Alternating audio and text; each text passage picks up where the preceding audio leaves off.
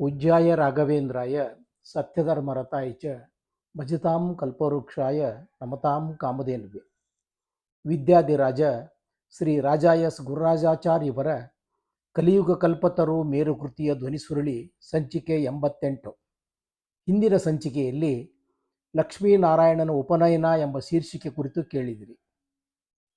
ಸನ್ಯಾಸಾಶ್ರಮ ಪ್ರದಾನ ಎಂಬ ಶೀರ್ಷಿಕೆಯೊಂದಿಗೆ ಸಂಚಿಕೆ 88 ಇದೀಗ ನಿಮಗಾಗಿ.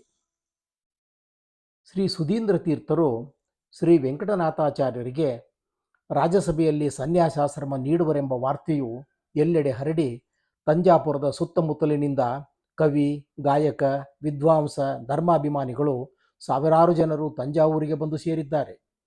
ರಘುನಾಥ ಭೂಪಾಲನ ಅಪ್ಪಣೆಯಂತೆ ಅರಮನೆ ಮತ್ತು ನಗರವನ್ನು ಸುಂದರವಾಗಿ ಅಲಂಕರಿಸಲಾಗಿದೆ. ಎಲ್ಲೆಲ್ಲಿಯೂ ಸಂಭ್ರಮದ ವಾತಾವರಣ. ತಂಜಾಪುರಾಧಿಪತಿಯು ರಾಜಗುರುಗಳು ತಮ್ಮ ಉತ್ತರಾಧಿಕಾರಿಗಳನ್ನು ನೇಮಿಸಿ ಸಾಮ್ರಾಜ್ಯಾಭಿಷೇಕವನ್ನು ನೆರವೇರಿಸಲು ಸಮಸ್ತ ವ್ಯವಸ್ಥೆಗಳನ್ನು ಮಾಡಿ ಶ್ರೀಯವರನ್ನು ಸ್ವಾಗತಿಸಲು ಸಕಲ ವೈಭವದಿಂದ ಕಾದು ನಿಂತಿದ್ದಾನೆ. ಶ್ರೀ ಸುಧೀಂದ್ರ ತೀರ್ಥರ ಸವಾರಿ ಚಿತ್ತೈಸಿದ ಕೂಡಲೇ ಎದುರುಗೊಂಡು ಸ್ವಾಗತಿಸಿ ಭವ್ಯ ಮಂದಿರದಲ್ಲಿ ಬಿಡಾರ ಮಾಡಿಸಿದರು.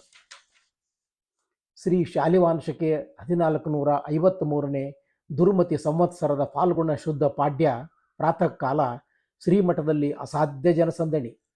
ಸನ್ಯಾಸಾಶ್ರಮ ಪ್ರಧಾನ ಸಮಾರಂಭ ನಿರೀಕ್ಷಣ ಕುತೂಹಲದಿಂದ ಸಹಸ್ರಾರು ಜನ ವಿದ್ವಾಂಸರು, ಧಾರ್ಮಿಕರು, ಭೂಸುರರು, ಪುರ ಪ್ರಮುಖರು, ರಾಜ್ಯದ ಮಂತ್ರಿ, ಸೇನಾನಿ, ರಾಜಕೀಯ ಧುರಂಧರರು, ಮಹಾರಾಜ ರಘುನಾಥ ನಾಯಕ, ಆಸ್ಥಾನ ಪುರೋಹಿತರೇ ಮೊದಲಾಗಿ ಎಲ್ಲರೂ ತಮ್ಮ ತಮಗೆ ಬೀತಾಸನಗಳಲ್ಲಿ ಮಂಡಿಸಿದ್ದಾರೆ. ಶ್ರೀಯವರ ಎಡಬಲ ಪಾರ್ಶ್ವಗಳಲ್ಲಿ ಶ್ರೀಮಠದ ಪಂಡಿತ ಮಂಡಳಿಯೊಡನೆ ವೆಂಕಟನಾಥಾಚಾರ್ಯ, ಲಕ್ಷ್ಮೀ ನರಸಿಂಹಾಚಾರ್ಯ, ರಾಮಚಂದ್ರಾಚಾರ್ಯ ಪ್ರಭೃತಿ ಆತ್ಮೀಯರು ಕುಳಿತಿದ್ದಾರೆ. ಆಗ ಶ್ರೀಪಾದಂಗಳವರು ಶ್ರೀ ಮೂಲ ರಘುಪತಿ ವೇದವ್ಯಾಸರು ಸ್ವಪ್ನದಲ್ಲಿ ನೀಡಿದ ಆದೇಶಾದಿಗಳನ್ನು ವಿವರಿಸಿ ತಮ್ಮ ಪ್ರಿಯ ಶಿಷ್ಯರು, ಮಹಾಪಂಡಿತರು, ಶಾಸ್ತ್ರಿಕ ಕುಲಭೂಷಣರು ಆದ ಶ್ರೀ ವೆಂಕಟನಾಥಾಚಾರ್ಯರನ್ನು ತಮ್ಮ ಉತ್ತರಾಧಿಕಾರಿಗಳನ್ನಾಗಿ ನೇಮಿಸಿ ಅವರನ್ನು ಶ್ರೀ ಮದಾಚಾರ್ಯರ ವೇದಾಂತ ಸಾಮ್ರಾಜ್ಯದಲ್ಲಿ ಕೂಡಿಸಿ ಸಾಮ್ರಾಜ್ಯಾಭಿಷೇಕ ಮಾಡುವ ವಿಚಾರವನ್ನು ಹೇಳಿ ಶ್ರೀ ಸುಧೀಂದ್ರ ತೀರ್ಥರು ಬಂಗಾರದ ತಟ್ಟೆಯಲ್ಲಿ 2 ಪೂರ್ಣ ಫಲಗಳನ್ನಿಟ್ಟು ವೆಂಕಟನಾಥಾಚಾರ್ಯರನ್ನು ಹತ್ತಿರ ಕರೆದು ಅವರಿಗೆ ಸನ್ಯಾಸ ಸ್ವೀಕಾರಕ್ಕೆ ಫಲಮಂತ್ರಾಕ್ಷತಾ ಪ್ರದಾನ ಮಾಡಿದರು. ಆಗ ದುಂದುಬಿ ಮಂಗಳ ವಾದ್ಯಗಳು ಮೊಳಗಿದವು. ಸಮಸ್ತರು ಹರ್ಷದಿಂದ ಜಯಧ್ವನಿ ಮಾಡಿದರು. ವೆಂಕಟನಾಥರು ಗುರುಗಳ ಆಜ್ಞೆಯನ್ನು ಶಿರಸಾಧರಿಸಿದ್ದೇನೆ ಎಂದು ವಿಜ್ಞಾಪಿಸಿದರು. ಆಗ ರಾಮಚಂದ್ರಾಚಾರ್ಯರು ಉತ್ತರಾಧಿಕಾರಿ ನೇಮಕದ ಶ್ರೀಮುಖವನ್ನು ಓದಿ ವೆಂಕಟನಾಥರಿಗೆ ನೀಡಿದರು.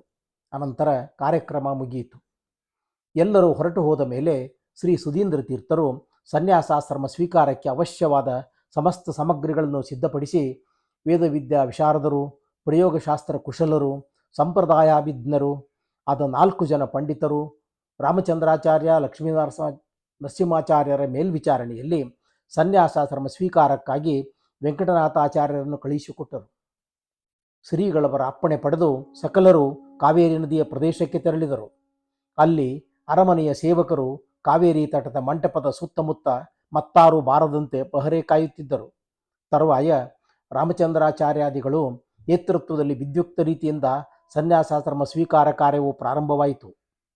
ಸನ್ಯಾಸ ಮತ್ತು ಅದರ ಭೇದಗಳ ವಿಚಾರವಾಗಿ ತಿಳಿಯುವುದು ಅವಶ್ಯವಾದ್ದರಿಂದ ಈಗ ಅದರ ಮಹತ್ವವನ್ನು ಇಲ್ಲಿ ನಿರೂಪಿಸಲು ಪ್ರವರ್ತಿಸಿದ್ದೇವೆ. ಜ್ಞಾನಯೋಗಕ್ಕೆ ಸನ್ಯಾಸ ಪ್ರಶಸ್ತವಾದದ್ದು. ಭಗವಂತನನ್ನು ಜ್ಞಾನ ಭಕ್ತಿಗಳಿಂದ ಒಲಿಸಿಕೊಂಡು ಮೋಕ್ಷವನ್ನು ಪಡೆಯಲು ಸನ್ಯಾಸಿಯು ಉತ್ತಮಾಧಿಕಾರಿ ಎಂದು ಪ್ರಮಾಣಗಳು ಸಾರುವವು. ಬ್ರಹ್ಮಚರ್ಯಾದಿ 4 ಆಶ್ರಮಗಳಲ್ಲಿ ಸನ್ಯಾಸವು ಬಹುಶ್ರೇಷ್ಠವಾದುದು. ಯದಹರೇವ ವಿರಜೇತ್ ತದಹರೇವ ಪ್ರವ್ರಜೇತ್ ಮುಂತಾದ ಸ್ತುತಿಗಳು. ಯದಾ ವಿರಕ್ತಃ ಪುರುಷಃ ಪ್ರಜಾಯತೆ ತದೇವ ಸನ್ಯಾಸ ಇತಿ ಶ್ರುತಃ ಎಂಬ ಮಧ್ವ ವಿಜಯ ಪ್ರಮಾಣಗಳು ಮಾನವನು ವಿರಕ್ತನಾದಾಗಲೇ ಸನ್ಯಾಸವನ್ನು ಸ್ವೀಕರಿಸಬೇಕೆಂದು ನಿರೀಕ್ಷಿಸುವವು.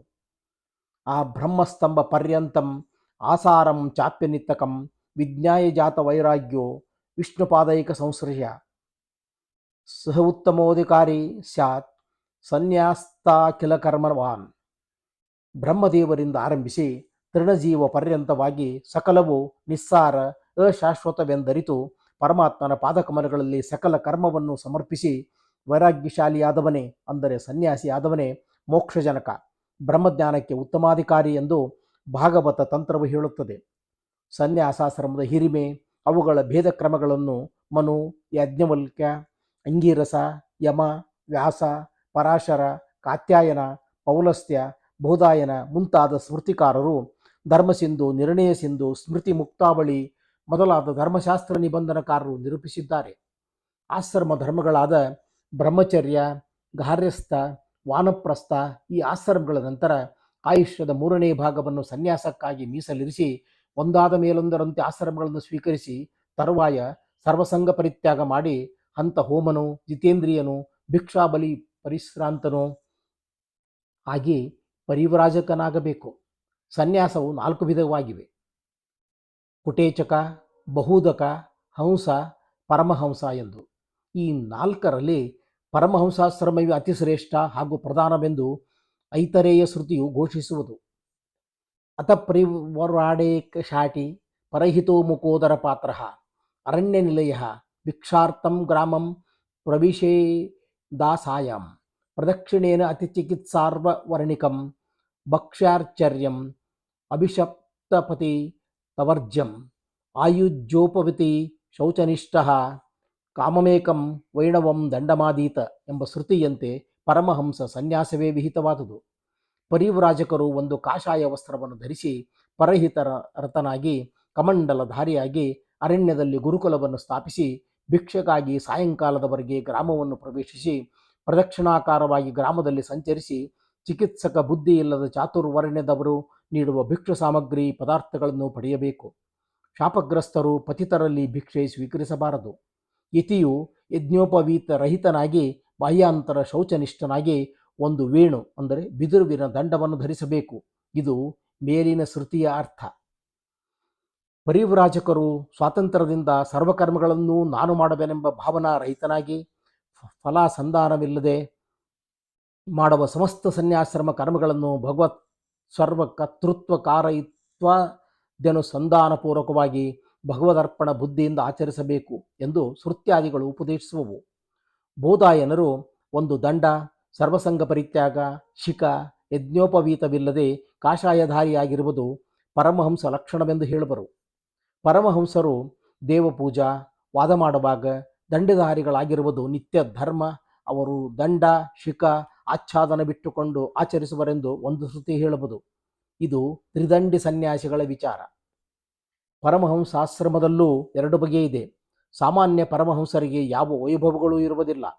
ಆದರೆ ಶ್ರೀಹಂಸ ನಾಮಕ ಪರಮಾತ್ಮನಿಂದ ಪ್ರವೃತ್ತವಾದ ಜ್ಞಾನ ಪರಂಪರೆಯಲ್ಲಿ ಬಂದ ಪೀಠಾಧೀಶ್ವರರು ಪರಮಹಂಸ ಕುಲತಿಲಕರಾದುದರಿಂದ ವೈಭವೋ ರಾಜವಸ್ಮೃತಃ ಮುಂತಾದ ಪ್ರಮಾಣಗಳಂತೆ ಅವರಿಗೆ ರಾಜಾದಿರಾಜರಿಗಿರುವಂತೆ ಅಂಬಾರಿ, ಸ್ವರ್ಣ ರಜತ ಪೀಠಗಳು, ಛತ್ರ, ಚಾಮರ, ಪಾಲಕಿ, ದಿವಟಿಕೆ, ಸುವರ್ಣ ರಜತ ದಂಡಧಾರಿಗಳು, ತಾಳಸ್ತುತಿ ಪಾಠಕರು, ವಾದ್ಯ ವೈಭವದ ಮುಂತಾದ ಗೌರವ ಬಿರುದಾವಳಿಗಳು ಉಕ್ತವಾಗಿವೆ.